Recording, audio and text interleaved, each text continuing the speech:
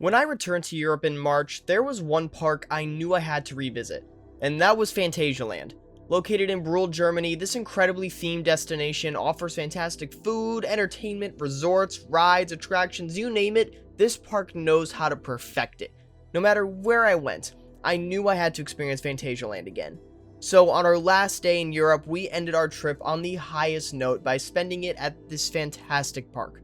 So join me as I take you throughout my day in the final episode of this season of TPH Europe. This time, we decided to indulge in the ultimate Phantasialand experience by staying at Hotel Matamba. This African-themed resort not only met but exceeded all my expectations. The rooms were a sanctuary of comfort and the views were breathtaking. The package, which included breakfast, tickets, some skip-the-line passes, and early park entry, was an incredible deal considering its luxury and convenience. It's honestly the best and perfect way to do Phantasialand. We are back at my favorite park ever, Phantasialand. It's our final park of the trip, but it's the first park in Europe I get to revisit. So it's gonna be really cool to go around this park, get to ride all the rides, try out everything, and just see what this place is all about once again. Get on some new attractions I missed last time and get back on my favorites and get a true feeling of this park without kind of rushing through it trying to get on everything. I'm really excited for today. Let's go. As we entered the park, I was immediately transported back into its enchanting world. Before revisiting my favorite attractions, I was eager to try out the rides I had missed during my last visit. So I began with the ride called Geister Rickshaw, a dark ride located in the China section. This Schwarzkopf masterpiece was a visual delight, featuring impressive sets and animatronics. The ride was long and rich in theming, reminiscent of the Haunted Mansion in many scenes, and I thoroughly enjoyed every moment. That dark ride was something. Cool riding a Schwarzkopf. It was really like a Chinese knockoff Haunted Mansion. That's what it felt like. So, here's what it is. Pretty cool ride. Next, we headed to Fengju Palace, another Vekoma madhouse. I've recently grown fond of these models, and this one was no exception. Although the pre-show was quite long, it told a captivating Mortal Kombat-like story and felt like a show in itself. The ride, while one of the weaker madhouses I've experienced, was still excellent and featured some exciting screen effects. It's an incredible ride, and I'm glad I experienced it. But for me, it's definitely a one and done. So the madhouse here, I'm not gonna lie, it's probably my least favorite madhouse on the whole trip. I love the theme. I just didn't understand what's going on, and the sets in the actual madhouse itself weren't that much, but it's just a great ride. I love madhouses. I wish there were more in America. Next, it was time for the crazy Hotel Tardif.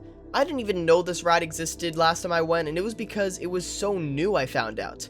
This funhouse recently opened at Phantasialand, and it was fantastic.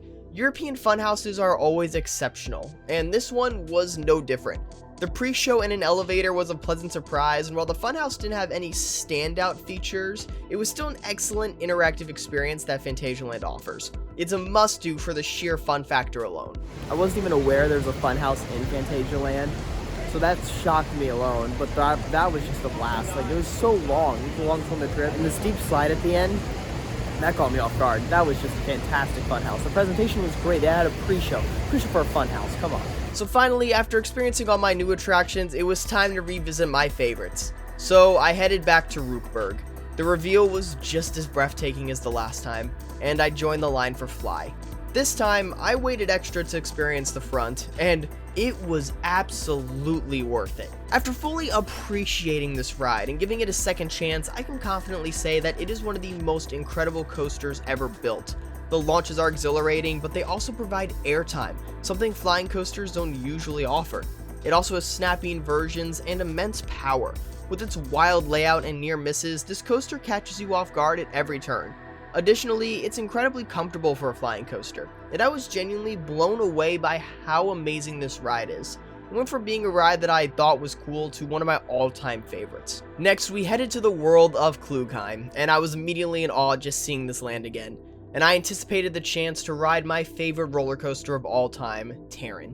I joined the single rider line, secured a spot in the front row, and re-experienced this legendary coaster. I worried that the ride might not live up to my initial excitement, thinking maybe it was just the thrill of riding it for the first time. Well, here was my reaction. It's Taran! It's still my number one! It's so good! Oh my god, I love it. There's no other ride that's as chaotic as that. It's just perfection. Perfection. So after rediscovering how incredible Taron was, I decided to ride one of my favorite flat rides, Talican. You might recognize it from every YouTube short, TikTok, or reel with captions like, "Would you ride this crazy ride? Introducing the scariest ride ever. Terrifying ride. Would you dare?" I did dare. The ride itself is chaotic, flipping endlessly and delivering intense thrills. It looks just as impressive off-ride as it does on-ride, with its massive scale adding to the spectacle. Despite being your average Huss topspin, Phantasialand elevates it to new levels, making it probably my personal favorite flat ride. Another ride that always catches me by surprise that I had to ride again was Colorado Adventure. It's probably the smoothest yet most aggressive mine train coaster you'll ever find. The airtime is next level, and there's a section where you're plunged into pitch darkness, flying around completely disoriented. This intense little mine train pushes the boundaries of a family ride, exemplifying how everything at Phantasialand is taken to the next level. I don't know why Colorado Adventure holds up so well. That is hands down the best mine train. There's just unnecessary banking, random drops, and the back road's genuinely scary on that. Just, oh my god. Next, it was time for Black Mamba. This legendary and unique B&M invert is among the best. The ride begins like your typical invert, but most of it consists of high-speed banks and turns close to the ground with numerous near misses, creating an intense and disorienting experience.